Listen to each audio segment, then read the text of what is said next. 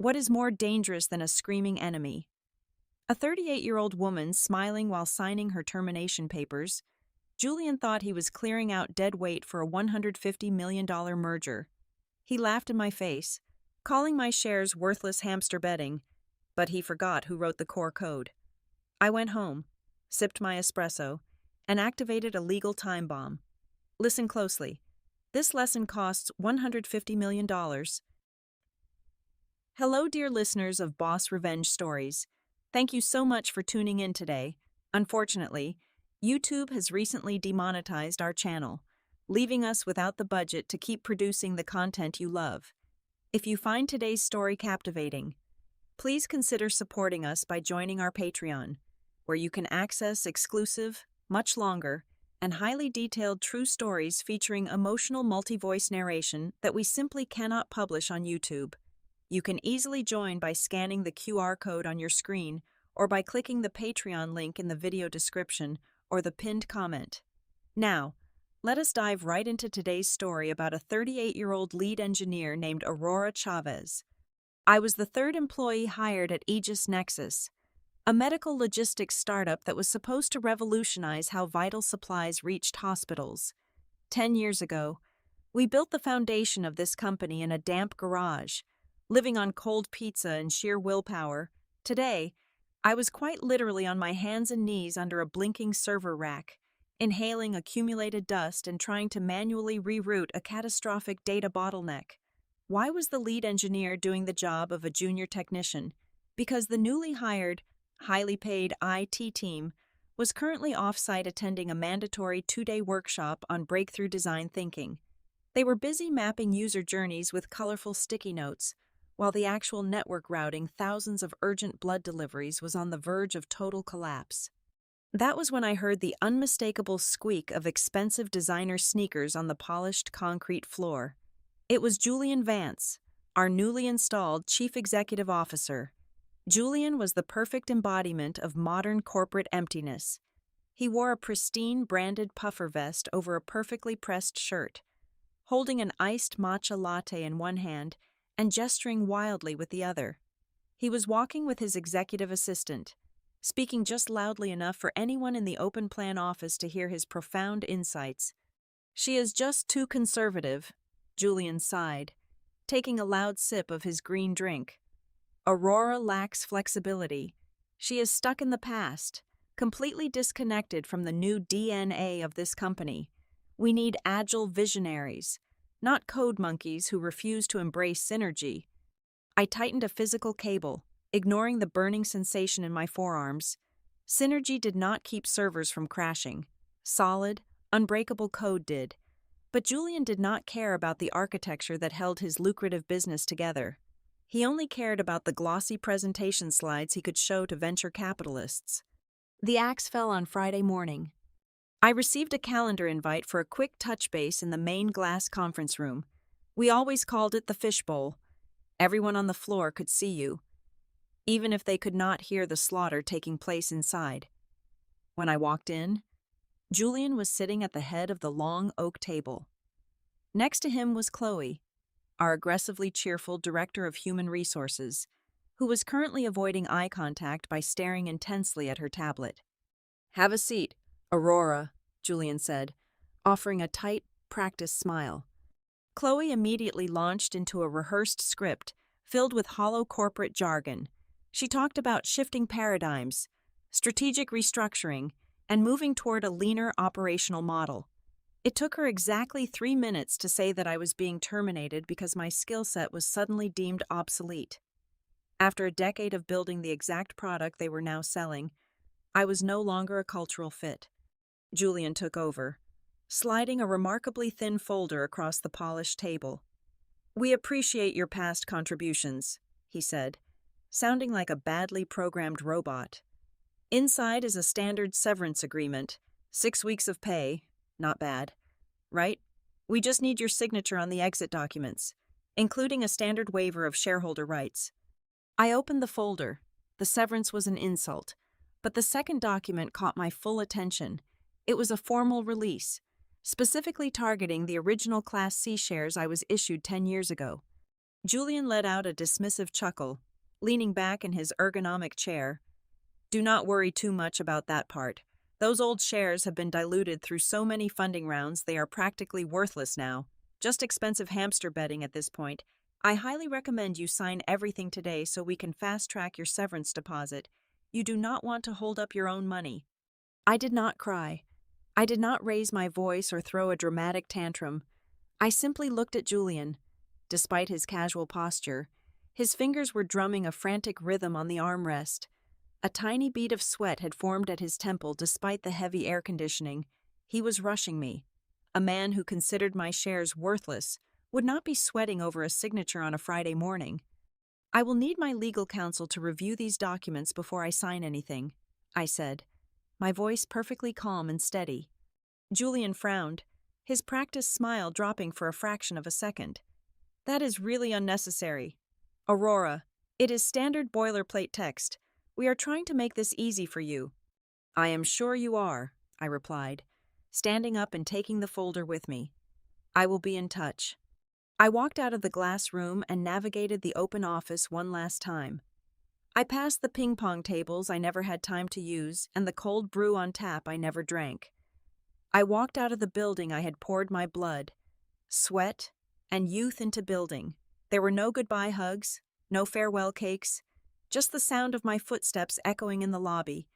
I stepped out into the bright morning sun, completely unemployed, but carrying a burning, undeniable intuition. Julian Vance was hiding a massive secret, and I was going to tear his meticulously crafted world apart to find it. The silence of my apartment was deafening compared to the constant hum of the server rooms I was used to. I dropped my keys on the kitchen counter and stared at the blank wall, the adrenaline of the morning finally beginning to recede. My phone buzzed in my pocket, shattering the quiet. It was a secure, encrypted message from Marcus, a former back-end developer who had jumped ship to a major healthcare conglomerate 2 years prior. We rarely spoke, making the notification instantly suspicious. I opened the message. It read, "Tell me you did not sign anything. Rumor on the M&A floor is that Aegis Nexus is finalizing an acquisition by Apex Health. The ink dries on Tuesday. Deal size is roughly $150 million. I read the words 3 times. The air in my living room suddenly felt freezing cold. $150 million. Suddenly, Julian's desperate rush to get my signature made perfect sense. His nervous tapping, the sweat on his forehead, the pushy behavior from human resources. If this merger went through, Julian and his hand-picked board of directors would personally pocket tens of millions of dollars in executive bonuses and equity payouts. They were moments away from generational wealth. Meanwhile, the people who had actually built the architecture, the engineers who slept under desks and lived on instant ramen to make the system functional, were being systematically purged and tossed into the street with 6 weeks of severance pay. It was a classic corporate slaughter. They were cleaning up the capitalization table, erasing the founding team to maximize their own unearned windfall. I walked into my home office and knelt in front of the heavy steel safe hidden in the closet. The combination lock clicked softly in the quiet room. Inside, past my passport and emergency cash, was a thick manila envelope. The paper was yellowing at the edges, smelling faintly of the damp garage where we had spent our first 2 years writing code. I pulled out the original founding shareholder agreement. It was a dense, 70-page legal document drafted a decade ago by our eccentric original founder, a brilliant man who trusted machines but absolutely despised corporate venture capitalists. I carried the heavy stack of paper to my dining table, turned on the overhead light, and began to read. I did not look at the executive summaries or the broad equity distribution charts. I went straight for the dense, unreadable fine print at the very back of the document. The language of true power in America is not spoken in motivational seminars or synergy meetings. It is hidden in the buried clauses of corporate contracts, written in a dialect designed to bore you into submission. The lawyers who draft these things count on the fact that normal people will get exhausted by page 10 and just sign on the dotted line. But I was an engineer. I spent my life hunting for tiny, fatal bugs in millions of lines of code. reading a 70-page contract was just another debugging session. I traced my finger down the pages, scanning for anything related to Class C stock. The specific category of equity I had been granted upon my hire. Page 42 yielded nothing but standard liability waivers. Page 57 detailed board election procedures. I kept digging, parsing every sentence. Then, buried deep within Section 9, subparagraph D, I found it. It was a legally binding safeguard, a poison pill cleverly disguised as administrative boilerplate. Our founder had known that eventually, suits like Julian would try to take over. He knew they would water down our equity until our financial stake was microscopic. So, he separated the financial value from the operational control. The clause explicitly stated that while Class C shares could be endlessly diluted in their monetary value through subsequent funding rounds, the voting rights attached to those specific shares remained absolute and immutable regarding one specific trigger event. That event was the sale, transfer, or licensing of the core algorithm copyright.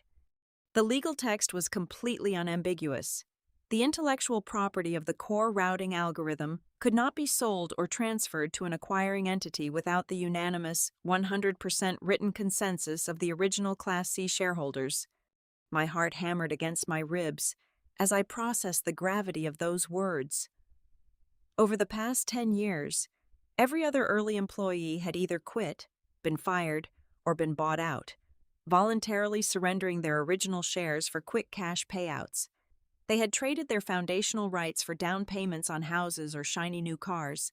I was the very last one. I was the sole remaining custodian of the Class C equity. Julian was right about one thing. In terms of pure financial dividends, my shares were practically worthless. If the company simply continued operating, those shares would not buy me a cup of coffee. But legally, in the context of an acquisition, they were the deadbolt on the front door of the entire enterprise.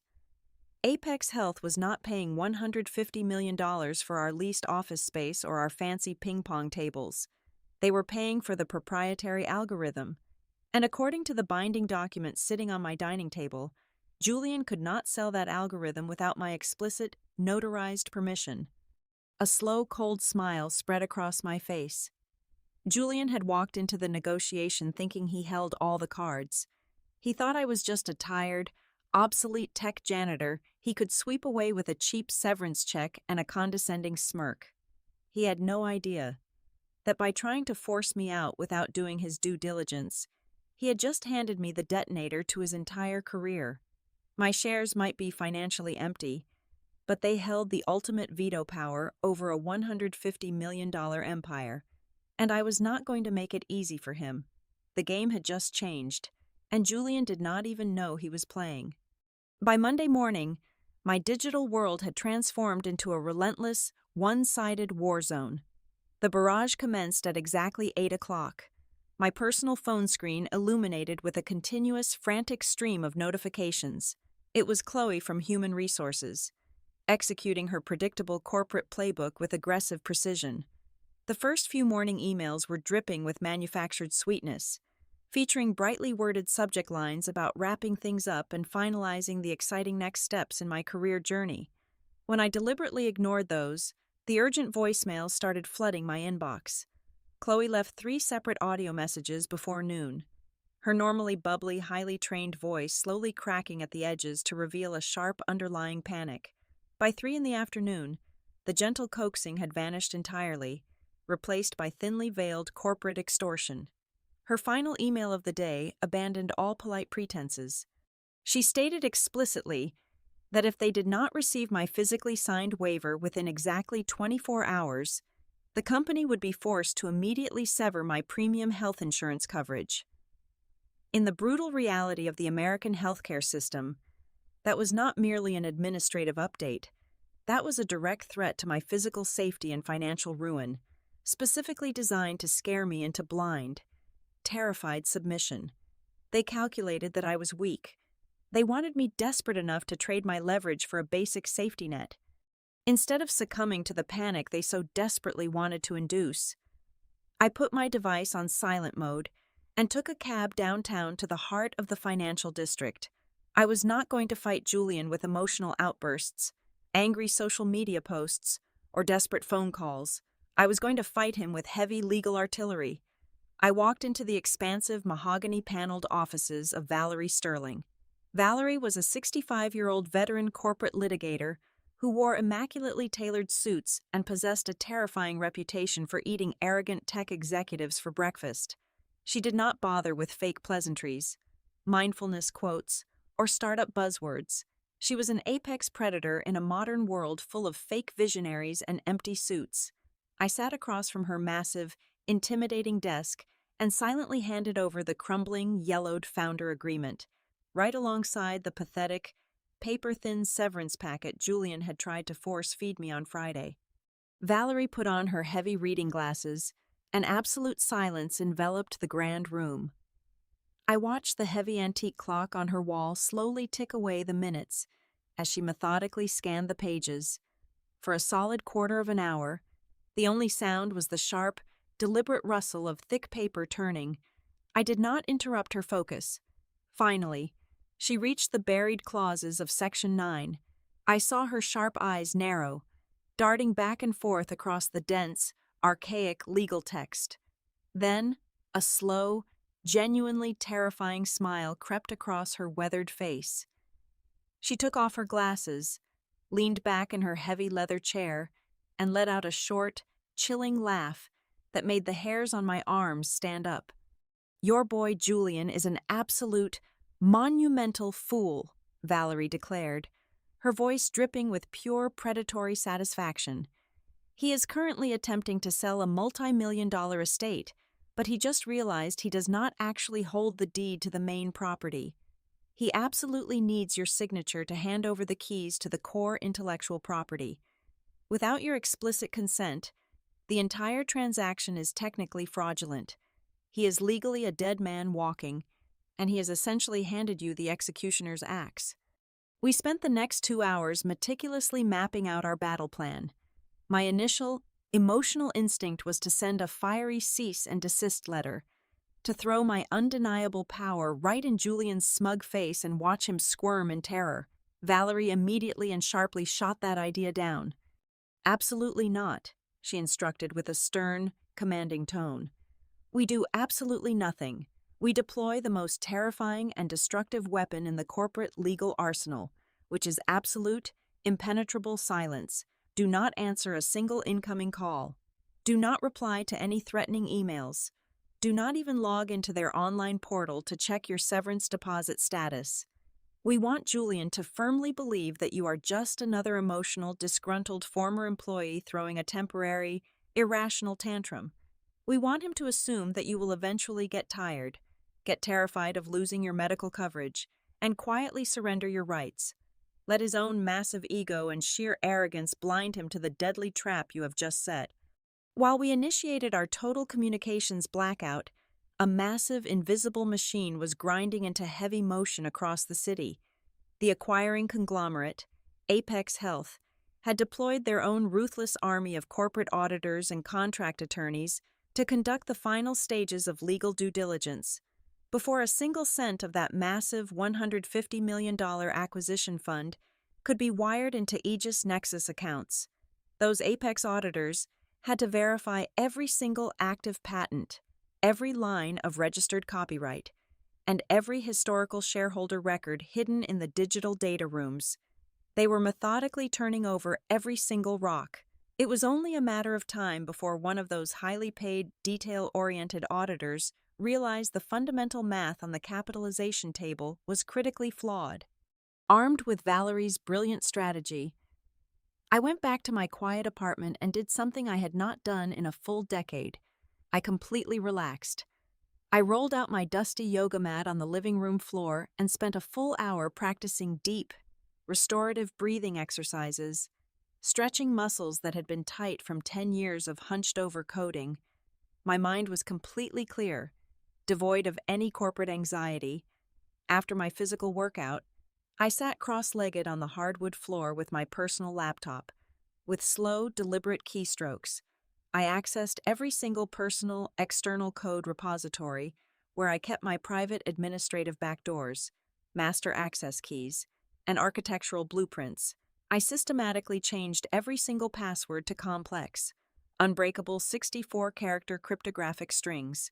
I locked the digital vault tight and threw away the key. The guillotine was fully assembled. The heavy steel blade was sharpened to a razor edge. And now, all I had to do was wait patiently for Julian to stick his neck right on the chopping block. While I was enjoying my newfound peace, the atmosphere inside my former workplace was rapidly deteriorating into a toxic wasteland of paranoia and deceit. I still maintained contact with a few loyal engineers inside the building who secretly forwarded me screenshots of the internal communications to cover up my sudden and glaring absence from the crucial transition meetings. Julian launched a vicious, highly calculated smear campaign on the company-wide messaging platform. He could not possibly tell the board of directors or the staff that he had arrogantly fired the lead engineer right before a massive acquisition without cause. So, he manufactured a full-blown crisis. He posted a lengthy, somber announcement claiming that an unnamed senior team member had been escorted off the premises for gross misconduct. He heavily implied, without explicitly using my name to avoid a direct libel suit, that this rogue employee had been caught attempting to download proprietary algorithm data onto an unauthorized personal hard drive. He framed my abrupt termination as a heroic act of corporate security, a necessary and painful purge to protect the integrity of the upcoming merger. Chloe from Human Resources immediately chimed in on the thread. Praising his decisive leadership, he painted himself as the vigilant guardian of the company, hoping the sheer shock of the fabricated security breach would keep everyone too frightened to ask any logical questions. It was a pathetic, transparent maneuver, designed entirely to isolate me and discredit any potential claims I might make when the truth finally surfaced. But Julian was so frantically busy managing the internal optics and soaking up the artificial praise that he completely forgot to monitor the external threat. Across town, inside the sterile, ultra-modern glass skyscraper of Apex Health, the due diligence process was reaching its final, most critical phase. The acquiring conglomerate had deployed a massive, ruthless team of legal analysts to tear through our corporate history. Among them was a 24-year-old junior paralegal fresh out of a top-tier law school. She was not making millions of dollars. She was earning an entry-level salary to stare at a glowing monitor for 14 hours a day, painstakingly cross-referencing capitalization tables with original incorporation documents from 10 years ago. On Wednesday afternoon, while her arrogant superiors were already picking out the color of their new sports cars with their anticipated celebration bonuses, she noticed a glaring, undeniable mathematical anomaly. She traced the complex lineage of the founding shares, matching the massive dilution schedules against the active voting rights ledger. She spotted the exact same poison pill clause that Valerie and I had weaponized. More importantly, she saw that the signature line for the final, unanimous consent required to legally transfer the core algorithm was completely blank. The name typed beneath that empty, glaring line was Aurora Chavez, the sole remaining holder of Class C equity. The young paralegal did not hesitate. She immediately flagged the fatal discrepancy and sent it straight to the top of the chain of command. The reaction from the Apex Health legal executive team was instantaneous and brutally unforgiving. They did not send a polite inquiry email. They slammed the emergency brakes on the entire $150 million transaction. Within an hour of the paralegal reporting her discovery, Julian was summoned to a mandatory, unannounced emergency video conference. According to the panicked text updates I received from my former colleagues, Julian was physically pulled out of a celebratory catering tasting and forced to face a digital panel of furious, stone-faced corporate attorneys. The lead counsel for Apex Health did not mince words. He demanded to know exactly why the unanimous consent waiver was missing the most critical signature required to close the deal. Julian, completely blindsided and suddenly sweating profusely under the harsh office lights, desperately tried to lie his way out of the corner. He activated his slick executive charm. Waving his hands dismissively, and insisting it was merely a minor administrative oversight that was already being handled. He boldly claimed that the shareholder in question had been terminated for severe disciplinary violations, thereby automatically invalidating her voting rights. But the Apex lawyers were not easily manipulated venture capitalists. They were legal assassins who dealt strictly in facts. They stared blankly at Julian through the camera and coldly informed him that termination of employment did not legally void vested equity voting rights without a signed, notarized forfeiture agreement. They demanded physical proof of the forfeiture by the end of the business day, or they were pulling their cash completely off the table and walking away.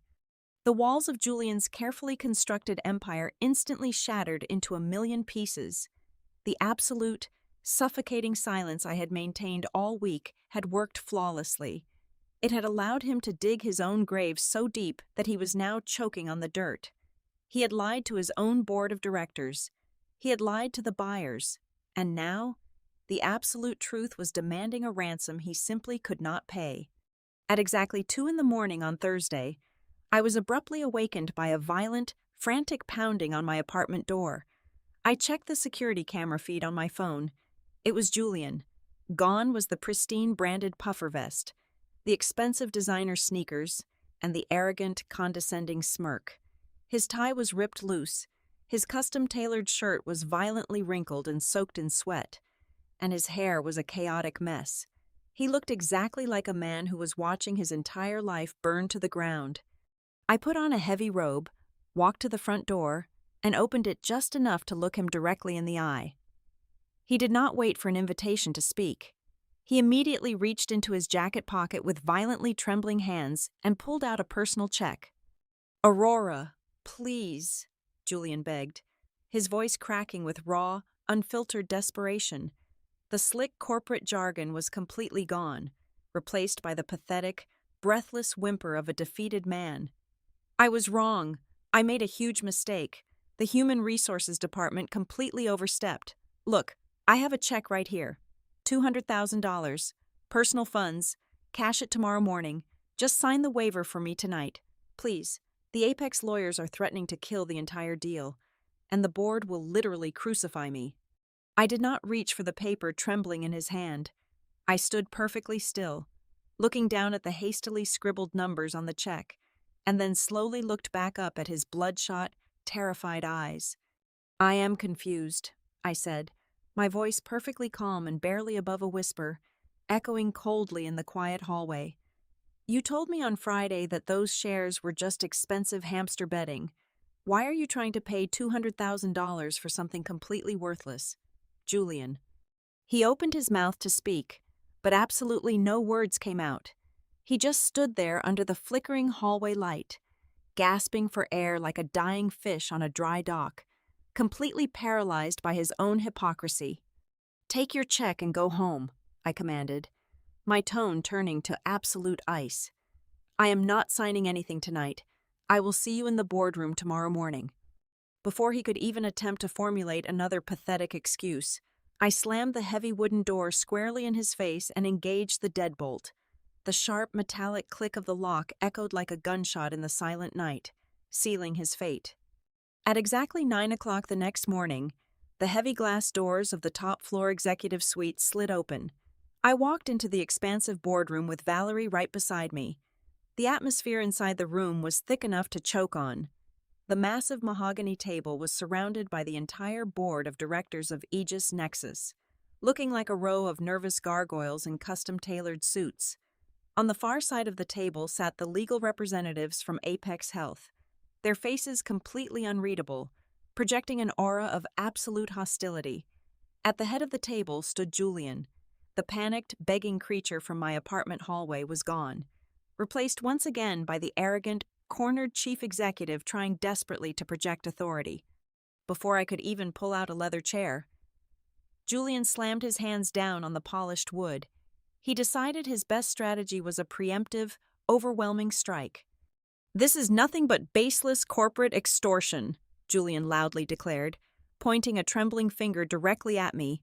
His voice echoed aggressively off the floor to ceiling windows. "You are a disgruntled, bitter former employee who could not handle being transitioned out. Now you are trying to hold a $150 million merger hostage with a fabricated legal technicality. I will not allow it. I will drag you through civil litigation until you are completely bankrupt. We have a team of corporate litigators who will bury you in so much paperwork, your grandchildren will still be paying off your legal fees. The Aegis board members nodded nervously in agreement, hoping his aggressive bluff would somehow magically fix the disaster. They wanted me to cower. They expected the tired engineer to crumble under the weight of executive intimidation. I did not say a word. I simply looked at Valerie. Valerie did not flinch. She slowly unlatched her vintage leather briefcase with a sharp, echoing click. She pulled out a pristine, notarized copy of the original foundational agreement and tossed it casually onto the center of the mahogany table. It landed with a heavy, authoritative thud. Mr. Vance, your grasp of corporate law is as superficial as your business strategy, Valerie stated, her voice smooth, icy, and entirely devoid of fear. You can threaten my client with 1,000 lawsuits, but it will not change the fundamental reality of intellectual property law. You cannot override an original founder's safeguard with a simple internal board resolution. My client owns the exclusive voting rights to the core algorithm. By attempting to sell that asset to Apex Health without her explicit written consent, you are not engaging in a merger. You are engaging in grand larceny. The lead counsel for Apex Health, an older gentleman with silver hair and a terrifyingly sharp gaze, aggressively turned his chair toward Julian. The temperature in the room plummeted. "Is this true, Julian?" the Apex attorney demanded, his voice dangerously low. "Did you deliberately conceal the existence of a poison pill regarding the core asset of this entire transaction? Did you lie to our due diligence team about securing a 100% shareholder consensus?" Julian's face turned a sickly shade of pale. He was trapped, sweating under the unforgiving glare of the very people handing him his golden parachute. "No, wait, listen to me," Julian stammered, raising his hands in a desperate, placating gesture. "It does not matter. The clause she is holding on to is entirely irrelevant now. We do not even need her permission." A confused murmur rippled through the boardroom. Even Valerie raised a single, skeptical eyebrow. "What exactly are you babbling about?" the Apex lawyer snapped. Julian puffed out his chest, grasping onto a pathetic, fabricated lifeline. "We completely rewrote the system. That is exactly why she was terminated. Her code was outdated legacy trash. Our new IT development team spent the last month building an entirely new routing architecture from the ground up. We are deploying the new version right now. Whatever copyright she holds is tied to a dead, obsolete algorithm that we are no longer using.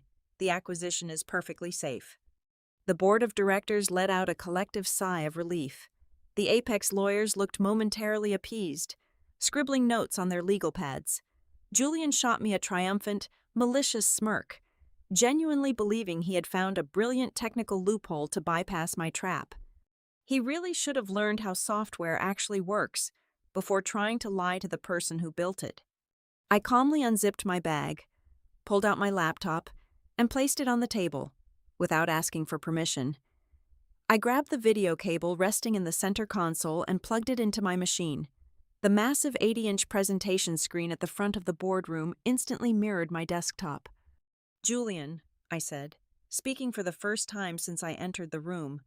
My voice was calm, steady, and loud enough to command the absolute attention of every single person present. "You paid a team of external consultants a small fortune to conduct a breakthrough design thinking workshop. Do you honestly believe they rewrote a decade of complex machine learning logistics code in 30 days? I opened a secure terminal window. The screen went black, filled instantly with rapidly scrolling lines of green text. "Let me show the buyers exactly what they are purchasing for $150 million, I continued, my fingers flying across the keyboard. I bypassed the glossy, user-friendly administrative dashboard that Julian was so proud of. I typed in a master override command, peeling back the superficial layers of the new system right in front of their eyes. The fancy graphics vanished. In their place, The raw, underlying foundational architecture of the live production servers appeared on the giant screen. I highlighted a specific, undeniable block of text embedded at the very root of the active server registry. It was the digital copyright header. It bore my name, my original employee identification number, and the exact timestamp from 10 years ago. Your new development team did not write a new algorithm, I explained, looking directly at the lead counsel for Apex Health. They painted over a rotting house. They built a shiny new user interface, a simple cosmetic wrapper, and they slapped it on top of my exact, original, proprietary core code. Every single piece of medical data moving through this company right now is still being processed by the engine I built. Julian leaped out of his chair, his face red with pure panic. Shut it down. Turn that screen off right now. That is unauthorized access to company servers. I am not hacking anything, I replied coldly, locking my eyes onto his terrified face. I am accessing my own legally protected intellectual property. But here is the most important part. Julian, since I am the sole registered owner of this specific asset, the operational license is permanently tethered to my active security credential. I typed one final string of commands into the terminal. A red warning prompt filled the massive screen, asking for confirmation to terminate the master licensing key. If I press the Enter key right now, my security credential is automatically revoked from the system registry, I announced, letting the absolute silence of the boardroom amplify the weight of my words. Because your developers were too lazy to actually rebuild the backend. The entire platform relies on this single point of authentication. If I revoke it, every single server in your network will instantly recognize the code as unlicensed and shut down to prevent theft. The entire operational infrastructure of Aegis Nexus, every routing protocol, every hospital delivery schedule will go completely dark in exactly 5 seconds. The color completely drained from the faces of the board members. The Apex lawyers stopped taking notes and stared at the screen in absolute horror. I looked around the room, taking in the glorious, terrifying realization washing over the executives. I was no longer just a hurdle they had to step over. I do not just hold the voting rights to block your merger, gentlemen, I said, my finger resting lightly, deliberately, on the Enter key. I am holding the very heartbeat of this entire company, and right now, I am deciding whether or not I want to pull the plug. The suffocating power dynamic in the room violently and irrevocably shattered. Julian was no longer the arrogant king of the boardroom. He was just a helpless spectator watching his kingdom fall. Total panic erupted inside the executive suite. The board of directors, previously a unified row of silent, confident gargoyles, completely fractured under the pressure. They did not hesitate for a single second to throw their golden boy directly under the oncoming train. The chairman of the board, a man who had been openly praising Julian just 24 hours ago, stood up and physically turned his back on the chief executive officer. He looked at me with wide, genuinely terrified eyes, the heavy sweat of financial ruin visibly forming on his forehead. "What is your number, Aurora?" the chairman asked, his voice shaking uncontrollably. "Name your absolute maximum price. How much cash do you need wired to your personal account right now to take your finger off that Enter key and sign the transfer documents?" I slowly closed my laptop screen. The massive monitor at the front of the room went perfectly dark, plunging the expansive space into a heavy, suffocating silence. "I am not doing this to extort you for a massive personal payday," I said calmly, looking directly into the terrified eyes of the chairman. "If I shut this system down today, hundreds of innocent, hard-working employees out there on the floor will lose their livelihoods before lunchtime. I will not destroy the company I spent a decade building just to punish your profound incompetence. I will sign the unanimous consent waiver, and I will let the acquisition proceed. However, I have 3 non-negotiable conditions." Valerie stepped forward. She pulled a fresh stack of legally binding documents from her vintage briefcase and slid them precisely across the polished mahogany table. "Condition number 1, Valerie dictated, taking the absolute lead with terrifying authority. "You will carve out a $10 million equity restoration fund directly from the final purchase price.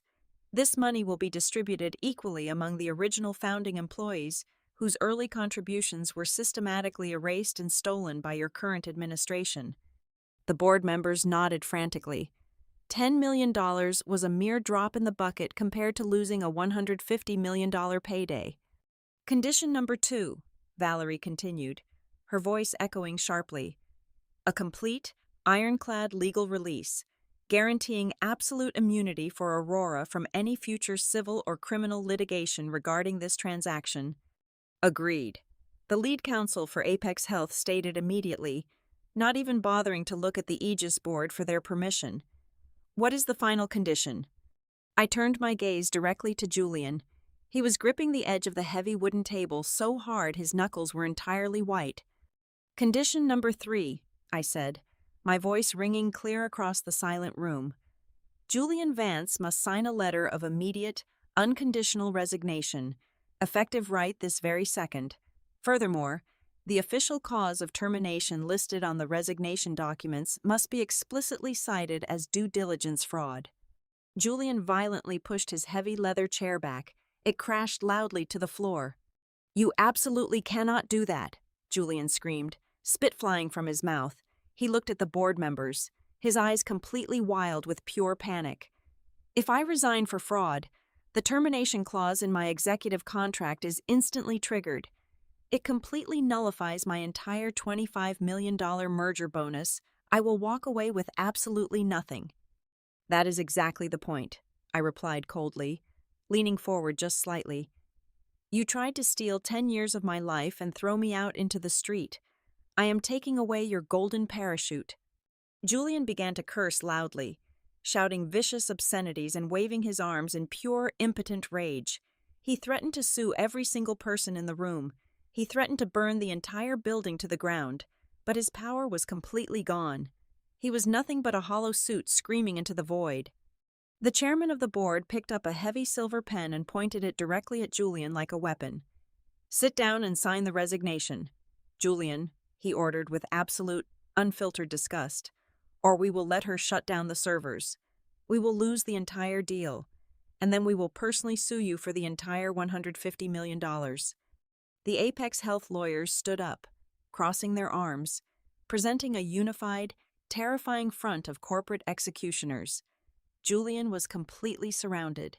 He looked around the room, gasping for breath, finally realizing that every single person present was ready to watch him burn to save their own wealth.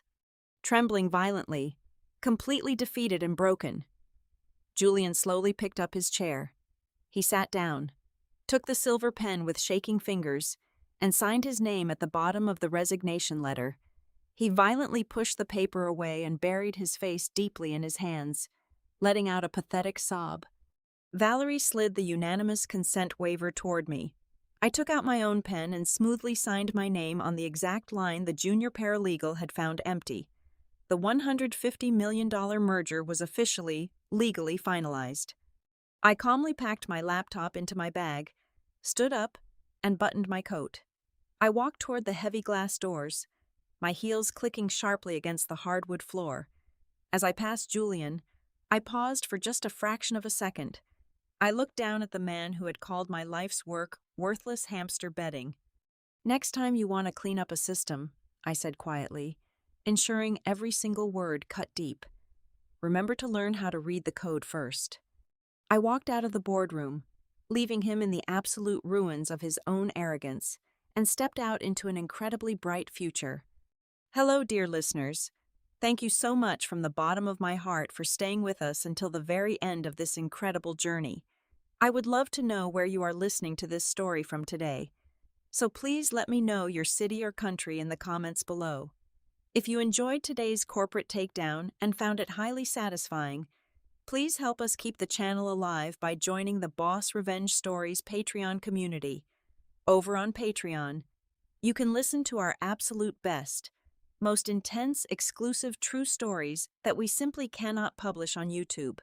You can join our amazing community right now by scanning the QR code currently displayed on your screen, or by clicking the direct Patreon link provided in the video description and the pinned comment. Thank you again for your incredible support, and I will see you in the next story.